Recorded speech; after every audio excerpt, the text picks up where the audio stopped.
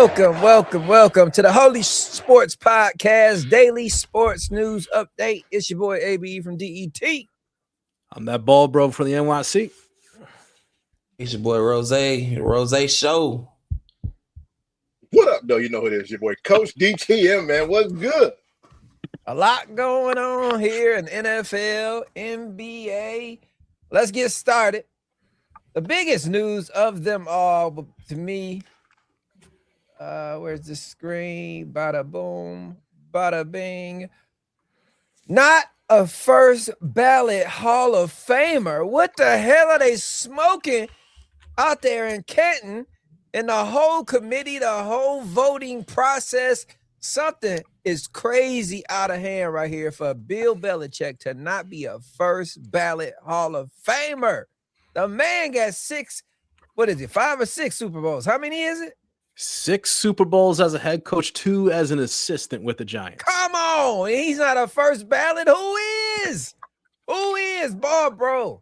What you think about this? Belichick not making the Hall of Fame. You know what the Hall of Fame committee just did that they maybe did not think about? They just set a new standard for coaches going into the Hall of Fame. By not inducting Bill Belichick as a first ballot Hall of Famer, they just told you that they just set the standard that there is no coach going forward that better be a first ballot Hall of Famer. The only head coach I could think in the future that has like a substantial like record, like a great resume, would be like Andy Reid when his time comes, like in the future. Nope, he's not a first ballot Hall of Famer. I don't care about what the 3 Super Bowls that he has with the Chiefs, like the 4 or 5 Super Bowl appearances in total. You just set a standard going forward for the NFL that no coach is worthy of being a first ballot Hall of Famer. You could bring up the whole Spygate crap, the Flakegate crap, whatever. That was inconsequential to their runs, whatever. I think the Spygate year they lost to the Giants in the Super Bowl, and the Deflategate year, if I'm correct, wasn't that they lost both those years to the Giants Super Bowl? I gotta look that up again. But I mean, it don't matter. 6-time Super Bowl champion as a head coach of the Patriots, 2 times as an assistant coach, 8 Super Bowl rings, and went to 10 Super Bowls in total. He is the standard of coaching in the NFL. He is the flag bearer of what an NFL coach should be. I mean, he is the standard, and like I said, whether it was personal or petty, or they have a vendetta against him, whether it was Bill Polian and reportedly like pulling some strings with some of the voters, or some of the Hall of Fame voters, we'll find out. But I mean, like I said, they just set the new standard for coaches in the future that there better never be an NFL coach who's a first ballot Hall of Famer. Definitely. Coach DTM. How the hell is Bill Belichick not a first ballot Hall of Famer? Man, that's the question everybody want to know, man, because if anybody get a championship with the Giants, they deserve to be as a Hall of Fame first ballot. You know what I'm saying? This let me know that they don't really have a standard on how they pick. Like, there's no curriculum. I feel like it's all emotionally based. You know what I mean?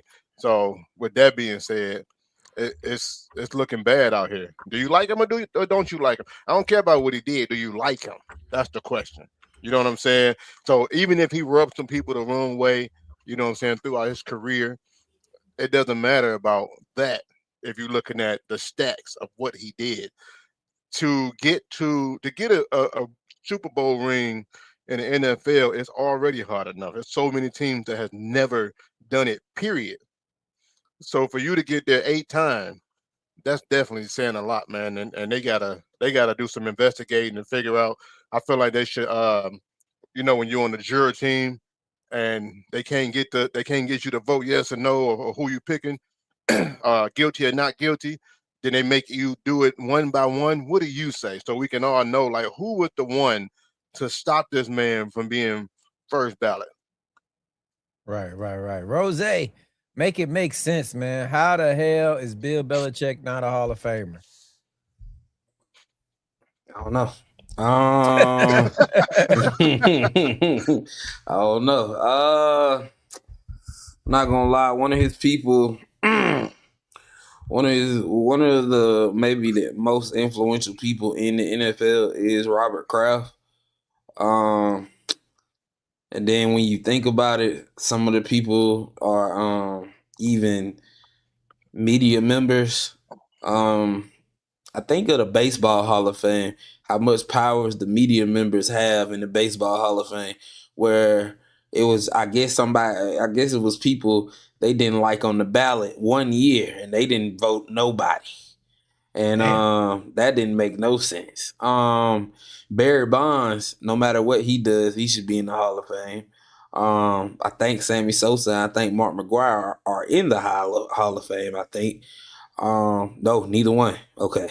But I know that their favor has changed the way that the media talks about them by how they treat the media now. And with Bill Belichick, I feel like it just comes down to his relationship with the media.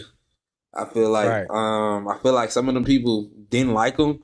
I feel like the way he treated probably interviews and the way he probably treated certain things where certain ways they covered the team, and he probably made it hard as hell for people to cover the team and things like that. Maybe they feel like this is the way to get back at him. You know, maybe people just feel like that. Or maybe, just maybe, because he won those championships with one person. With one person at quarterback. And when that one person was gone, everything kind of fell to the wayside. So It's true. maybe people thought like that. Maybe they feel like, Tom Brady is the reason why you a great head coach. Maybe that's why. Good point. But Good point. other than that, I don't know why. Like Bob Bro said, if it's another head coach like Andy Reid in a couple of years when he comes up, he shouldn't be a Hall of Famer. Mike Tomlin, never lost in Pittsburgh. He definitely shouldn't be a second ballot Hall of Famer in this case. I think we got to change that phrase that we keep saying too. When they say Mike Tomlin never lost, like I think he never had a losing season. No. That's what I'm saying. The goal should be the chip, right? If you don't make the chip, everybody got a losing season. Yeah, but all this getting over 500 don't mean nothing if you ain't getting nothing for it. You know what I'm saying? It's just nothing. That's still impressive, though. We can't say the chip is everything because we got to understand how many great players don't win championships in their sports. How many great teams there's been that don't win championships, that probably don't even make it to the championship game of they sports to even have a chance to win it. So, like, I'm not gonna say what he did wasn't impressive. I'm just saying by this standard, it's definitely a hard standard for coaches. At this point, John Madden should be the only person in the Hall of Fame, to be honest. Vince Lombardi and Don Shula. That's it. Right. That's it. Wrap it up. Oh man. Listen, go ahead. I'm sorry, real quick before we move on. Like you talked about, like how these voters with like likability putting them in the Hall of Fame. The perfect example is T.O. T.O., you can make an argument, like, depending on what your preference is, he's either the second or third greatest wide receiver in the game. I think everyone has Jerry number one, and then you know what? You want to debate Randy Moss and T.O.? I think that's a good debate to have one day. But let's just call with T.O. Like, yeah, you may rub people wrong way, like off the sidelines in the media and stuff like this. But this man never did anything wrong off the field. He never got in trouble with the law, never did any steroids or performance enhancing drugs or anything like that. When he smacked no woman or nothing. Like as far as I don't recall anything. He only had like a self-deletion thing that almost happened to him. That's all. That's like the worst thing that happened. Right. That's him doing that to himself. But when he stepped on that field, this man was the ultimate playmaker. He was the ultimate competitor. Let's not forget that Super Bowl that he came back with the Eagles, from a broken leg, 6 weeks. He busted his ass 6 weeks and was the only reason why the Eagles were competitive in that game against the Patriots. Let's keep it about. People were saying that, he's selfish for coming back so soon. He came back 6 weeks from a broken leg. People would be out for 5-6 months. Like, he busted his ass because that's how badly he wanted to win. And the correct one, that was the only Super Bowl he ever played in. Like Rose said, there are guys who have never won a Super Bowl, never even got to one. So he did his damn hardest, try to be out there to give his team. Like I said, personality wise, yeah, he rubs people the wrong way, but it doesn't matter. Like what happened, the only thing that should matter is between those the sideline when you're on that field. Like these reporters are taking it too fucking personally, and the Hall of Fame voters, they're not tarnishing Bill's legacy, they're tarnishing their reputation going forward. Like Bill ain't a first ballot Hall of Fame. The entire league had the eyebrow raised on Twitter and social media, like, what the hell are you guys doing? So yeah, if anything, they hurt their own like seriousness going forward. Definitely. From one great coach to maybe one not so great. But Todd Monken, hired by the Cleveland Browns to be their new coach. He is the former offensive coordinator for the Baltimore Ravens, who couldn't get it done with one of the greatest quarterbacks, Lamar Jackson, and somehow he thinks Shedeur Sanders in the group will be any different. But Todd Monken is the new head coach. Rose, how you feel about Cleveland's new hire? First off, what you not gonna do? What you not gonna do is disrespect Todd Monken. Okay, talk about it. Because before Todd Monken was a Baltimore Raven, Todd Monken was a Georgia Bulldog. He was an offensive coordinator of the Georgia Bulldogs. And those were some of the greatest offenses of all time, and that's why they brought him to Baltimore. Now, he's not a terrible coach. I don't think he's a terrible coach. With that being said, you go from the MVP Lamar Jackson to Pro Bowl quarterback Shedeur Sanders. Talk about it. We go to Pro Bowl quarterback Shedeur Sanders, and we know why he's in the Pro Bowl. Like I love Shedeur, man, I do, but we gotta call a spade, man. People want people to watch the game. They want people to watch the game, and it's simple. That's okay. All right, okay. All right, I give you that. Todd Monken is nothing to me that he could do to improve this offense, especially if he comes in and he drafts the same way that the Baltimore Ravens draft. They didn't get no big body receivers, no possession receivers. And then by the time they got the big time receivers, I can name you the big time receivers they had: DeAndre Hopkins, Steve Smith Sr., Odell Beckham. All three of those guys, what? 30? Neither one of 30, 40, maybe. Like they was on the back end of 30 every time. Like the best, right. I think the best draft pick they had at wide receiver was probably Zay Flowers, and we know how bad his hands are. And then they ain't have no running back until Derrick Henry got there. And like, I just don't know. It feels like Cleveland didn't have nobody else to give this job to.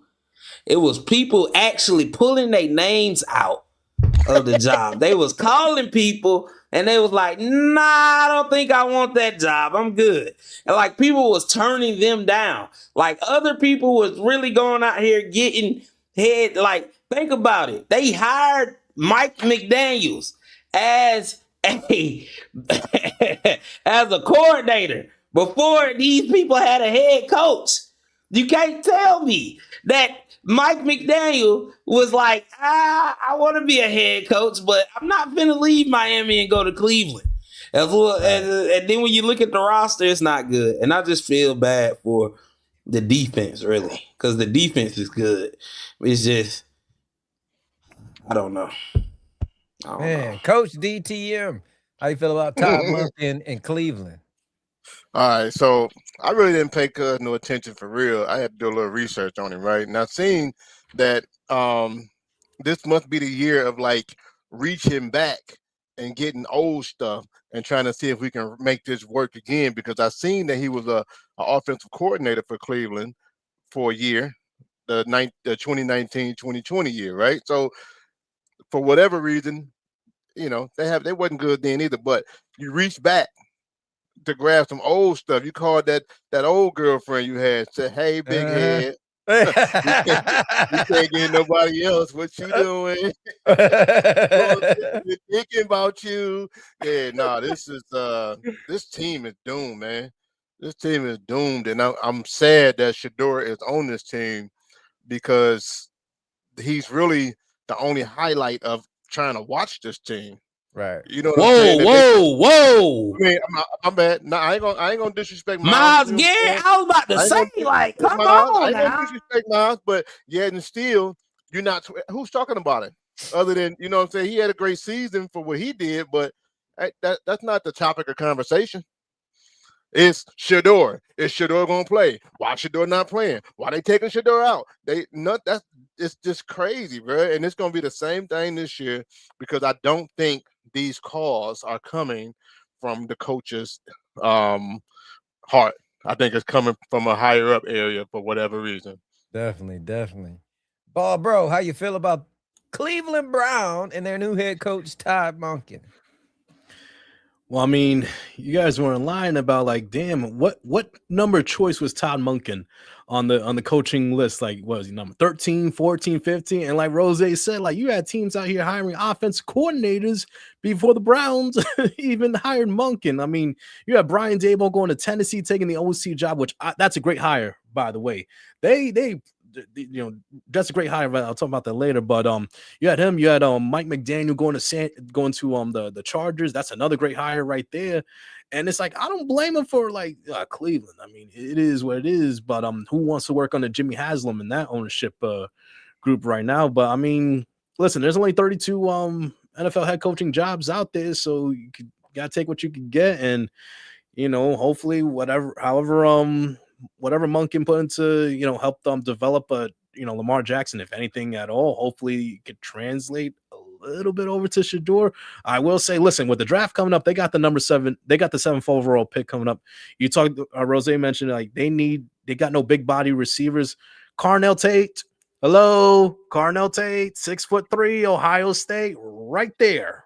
Just right there. It's not hard to do right there. 6'3" receiver right there. Help Shador out. I mean, you know, they got a decent running game. Like I said, defense is top 5. Carnell Tate, number 7 pick, should be a no-brainer, in my opinion. Like, you know, that hopefully we'll see. It can't get any worse in Cleveland than it was this past year, right? Hey, can I ask y'all a question? What's up? So the crazy thing is, why did they go get somebody that is the age of majority of the coaches that are about ready to retire? You know what I'm saying? They're not going to speak the same language, first of all, because Brett's 60 years old. Right, so right. You're not going to speak the same language. You got a young quarterback. You need somebody who can actually speak the same language as Shador to at least be able to, you know, communicate with him better. It's like Rose said, nobody wanted the job. Yeah. And they had, and the funny thing is they had Jim Schwartz right here. I'm reading, and they said that he was pissed today when they named him. He told everybody goodbye in the building. Goodbye. He was mad. He said, if I'm not coming back as a head, if I ain't the head coach, I ain't gonna be here. And I feel like that would have been a good hire. It would have. Oh well, we shall see. But whoever is the next Cleveland Brown head coach, they will have themselves a Pro Bowl quarterback there waiting on them next season. As Shador Sanders has been called by the NFL to be a replacement for Drake May as an AFC quarterback in the Pro Bowl game. Shador Sanders is a goddamn Pro Bowler. I did not expect to be saying that, but I just said it. It just came out of my mouth, and I'm happy. I think, why not? You know, hey, it's perfect timing. Hey, Pro Bowl. Why not? Why not? Rose, how you feel about Shador being a Pro Bowler? It's nasty. I ain't gonna lie. It's nasty. Cause it feels like if they wanted to put a rookie quarterback in, it's a guy in New York that played amazing. Even during injury. Played great. Okay. Yeah, man. They just want people to watch the game. That's it. That's all. Like they know. Yeah, they know people. He bring eyes, and you put that on them. It's like the NFL just knows. It's like they want the views and stuff and the clicks and stuff too. Yeah, so they just like, yeah, put them in there. Just throw them in there. It's a Pro Bowl game. I mean, the players don't care about the Pro Bowl no more anyway. So what's the point? Neither do the fans. How you feel about Shador being a Pro Bowler, bro? I feel no way about it, honestly, because let's be honest, we know what the Pro Bowl. I mean, the Pro Bowl has like it's the worst like all-star game of all the major sports. Let's just call what it is. I mean, it's even worse than the NBA's, in my opinion. They've changed so many things. You know, they try to make it interesting, but it's a game for the fans. And if Shador is going to bring eyeballs to the game, to the weekend, so I don't mind it. Whatever.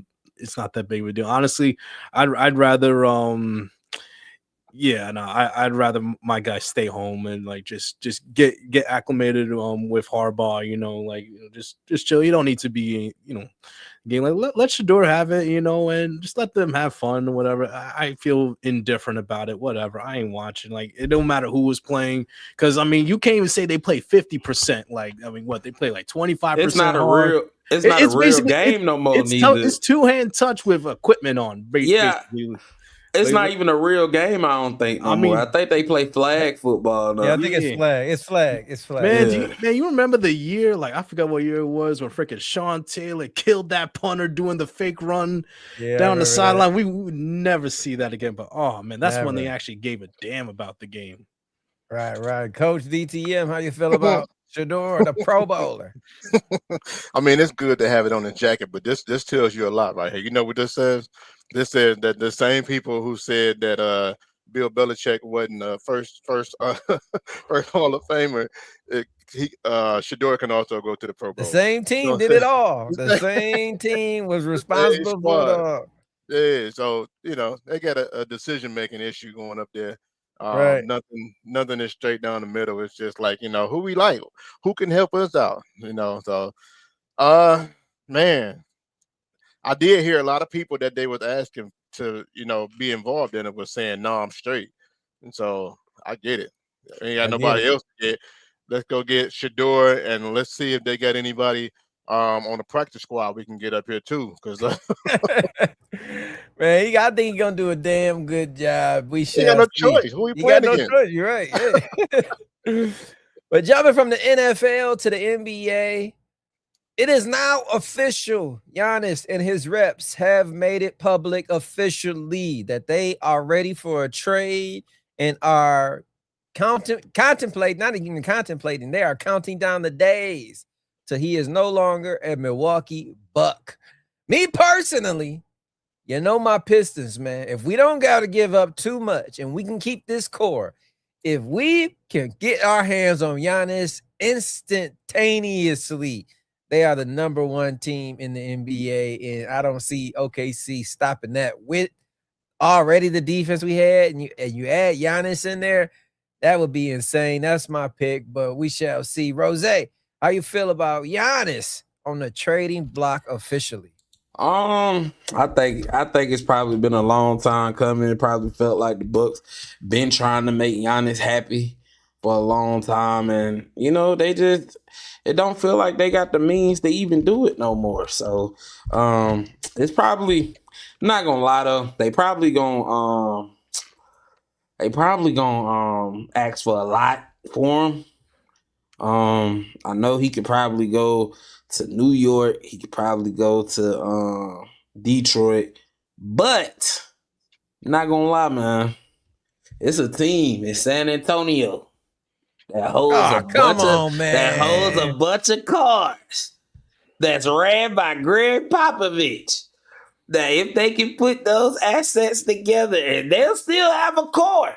They'll still have a nice little core.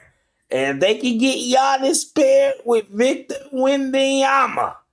Man, I don't see nobody beating that team for real. I just don't. That'd be dangerous. Bro, Giannis ready to get out of Milwaukee, accepting the trade. How you feel about it?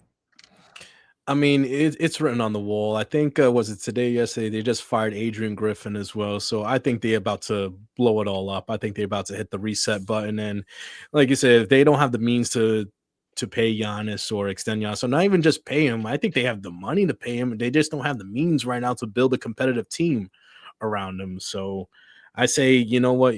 You might as well get him out of there before the deadline, get some value back for him. And I'm not even gonna try to like play with you guys. I'm not gonna say, oh, maybe this team right here. I'm gonna do this full bias pick, this full home pick. Like, I mean, come on, the Greek Freak and the Big Apple and Madison Square Oh Garden. God! Come on. And I listen, would have guessed that. and listen, I already got the trade. I already got the trade lined up. I already got the trade lined up.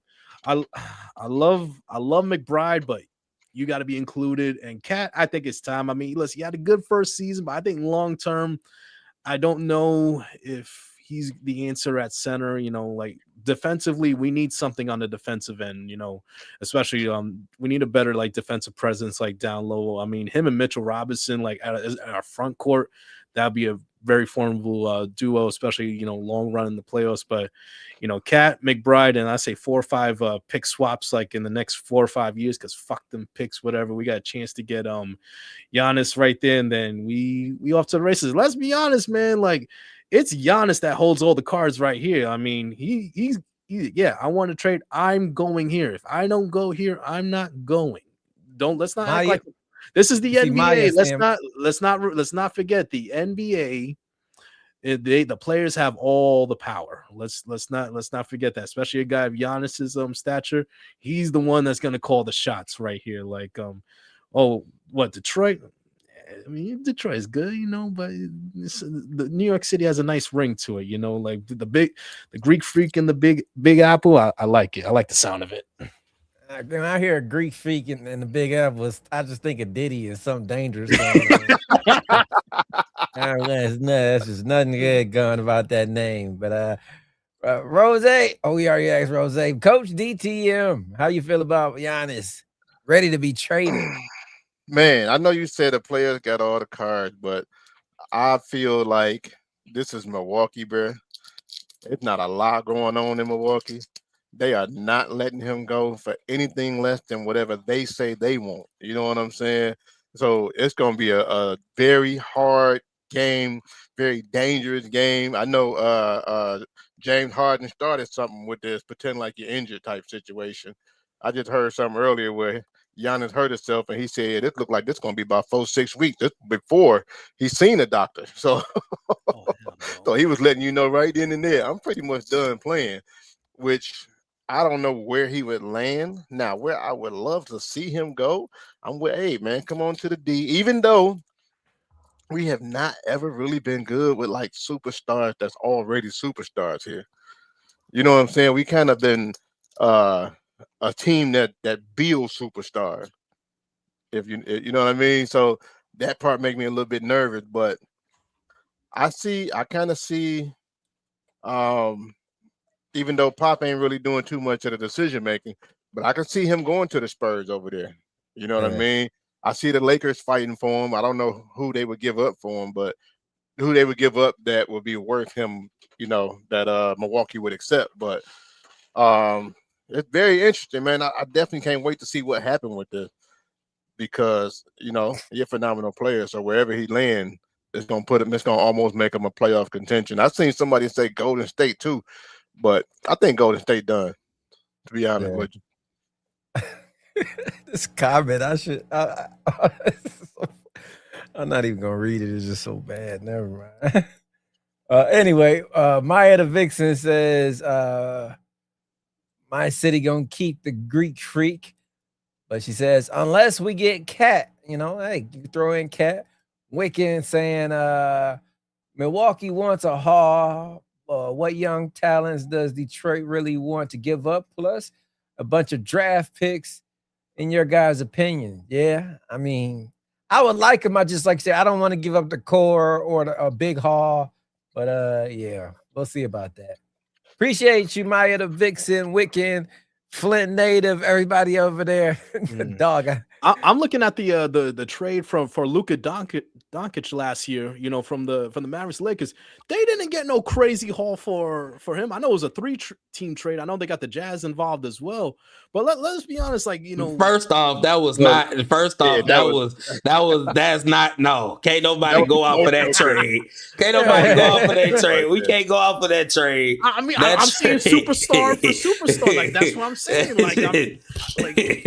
I'm just saying that's the most recent example I could give you right there. But I mean, they only got like a 2029 first round pick from the Lakers end of it, to get Luke. I mean, yeah, they gave up Anthony Davis and Max Christie, but I'm like, they just those two players and a 2029 first round pick. I understand that, more than likely a third team is going to get involved, for draft compensation and probably a couple of bench players and whatnot. But if that's all it took, now I understand that's why the Mavericks GM, whatever, that's why you don't have a job anymore, because it's one of the worst trades in NBA history. I don't care what anyone says, because Davis probably never going to play should never play another game in the NBA ever again, because he just can't stay healthy. But I'm saying, listen, lightning struck once with idiocracy. It could happen again.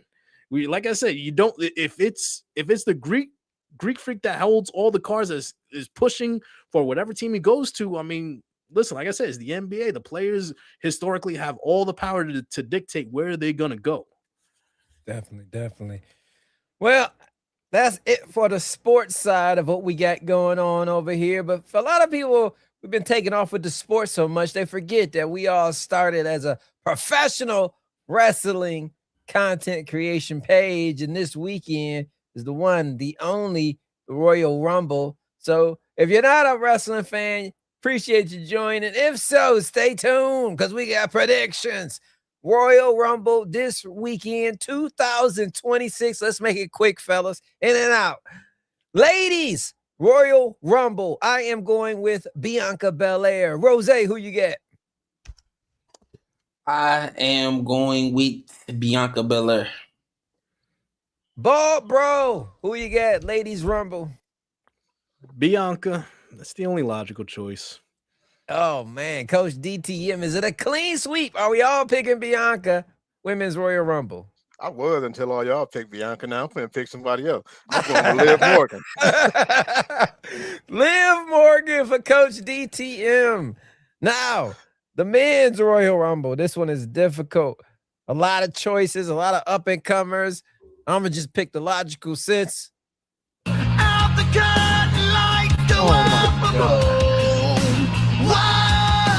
Cody motherfucking Rhodes, if you didn't know whose music that was. That's my pick. Cody Rhodes to win the Men's Rumble. Rose, who you get?